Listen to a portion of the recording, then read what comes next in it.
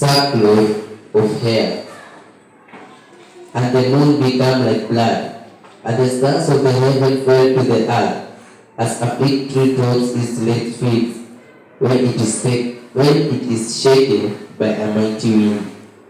Then the sky receded as a scroll when it rolled up, and every mountain and island was moved out of its place. Hapa kuna signs zishatokea, si ndio? Kama the red moon ilitokea, and hiyo kitu ilikuwa ya ajabu, sababu watu wengi walikuwa wanasema imetokea Kenya pekee, hakuna country nyingine. Sasa hizo vitu zina to add to repent our sins, sababu itafika siku ambapo utatamani kurepent, lakini itakwisha siku ishafika, wakati na masaa, sababu Mwokozi atakuja kama mwizi, hakuna mtu atajua. We just come and take these people. Hapo tukiangalia mambo ya hizo signs about the end of the world, ndio inatuacha sana to repent. Wanasema patatokea false prophets, na washatokea watabiri wa uongo. Moon itakuwa na damu, na ishatokea, ilionekana. Probably it was when we were in school. Kwa mwaka 3 ilitokea huko 1 or 2. Earthquakes pametokea, si ndio? Sana side za Asia na huko Europe zinatokea. So hizi vitu zinatuonyesha that if we don't repent, Messiah atakuja bila sisi kujua, na atachukua walio wake, kama itakuwa ni kanisa hapa.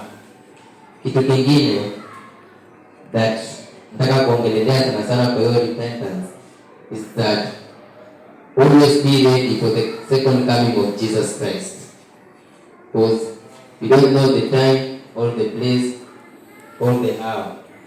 Hadi yeye mwenyewe alikabla arudi aliulizwa na wanafunzi wake waliomwona akipanda 11, si ndio?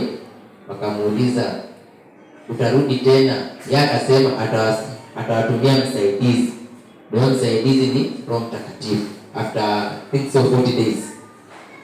Na pia wakamuuliza atarudi lini? Hata yeye mwenyewe akasema anayejua ni Baba. Yeye pia hajui wakati wala masaa ya siku ya mwisho, si ndio? Na pia the point Jesus alikuwa anaongelea sana, alitumia John the Beloved ile siku ya mwisho, after when the disciples were killed. When John the Beloved alipokea mateso mengi, akapelekwa to that island pale alikuwa amefungiwa, ndo akaanza kurudi, anapelekwa, anaonyeshwa vile itakuwa hizo, anaambiwa kuja andike, si ndio? Sasa Yesu alikuwa anaongelea repentance, anawaambia kaeni mkiomba na pia mtubu dhambi zenu, sababu siku ya kiyama ikifika, kila mtu atachukua mzigo wake mwenyewe. Haijalishi utakuwa ni wapi, haijalishi utakuwa ni nani, kila mtu atachukua mzigo wake mwenyewe. Kitu cha kuongezea kwa hiyo revelation about the tribunals and the great tribunals, ni hapa penye inaelezea if you don't repent, Yesu wa kanisa ikishachukuliwa, watakaobaki zile tabu atakayopokea ni nyingi sana, sababu in Revelation hapa mwanzo inaongelea sana. Ukisoma utaielewa vizuri venye John alitumiwa, and then sasa venye aliambiwa watakaobaki watakuwa na mnyama, itakuwa sura ya farasi, meno ya simba, domo itatoa moshi, alafu kuna the bottomless pit ambapo the beast itakuwa imewekwa hapo, itakuwa na alama yake ya 666, ambapo watu itaua kama 3/4 of the people who will remain, and the a quarter wata undergo the great tribulations, ambapo watawekwa alama, na watakaowekwa alama ndio watakuwa na access vitu. Kama hutawekwa hautaweza ku access. So sasa hapo mwisho ya Revelation huko 22 inatuelezea watakuja waombe msamaha, na watakao kataa kuweka hizo mali wataomba msamaha, alafu watachukuliwa pamoja na hao kina Abraham, Elijah, hao waliobaki watafufuliwa ili waende washerehekee pamoja na Yesu after harusi ya kanisa. Sasa the main point ukiangalia hapo ni always be ready for the second coming of Jesus Christ. Cha pili ni kwa hiyo kuangalia mambo ya respect, hiyo obedience. Tumesema ni always obey God's command, si ndio? Na pia kwa hiyo respect tunaweza ongezea kitu kidogo, tuseme aje, no matter what people says about you, no matter what people talks about you, always trust in God and believe that God will show you the direction and the way to go through it. Njia ya kwenda mbinguni ni ngumu. Hapa mbele kuna vitu vingi sana utakavyo kufanya kudistractike. Sasa unafaa ukae ukiomba na kumwitisha Mungu direction. Vile Moses alikuwa anafanya, alikuwa anamuuliza Mungu kabla afanye kitu, si ndio? Pale kwa kabla alimuuliza Mungu, tumefika kwenye Red Sea, hamna njia, wana Misri, Egyptians wanawaattack, hana kitu cha kujiprotect, hawa Israeli wanateta, wale wazee wanamwambia umetutoa huko pale tulikuwa kama slaves, unakuja tu kutupeleka tuwawe hapo desert, si ndio? Sasa akamuuliza Mungu, naye Mungu akamwambia I'll be with you. Pasua bahari, inua mchi yako ya stick, point kwa bahari, itapasuka na patatokea njia utakaovuka. Alafu yeye atasumbuana na wana Egyptians, si ndio?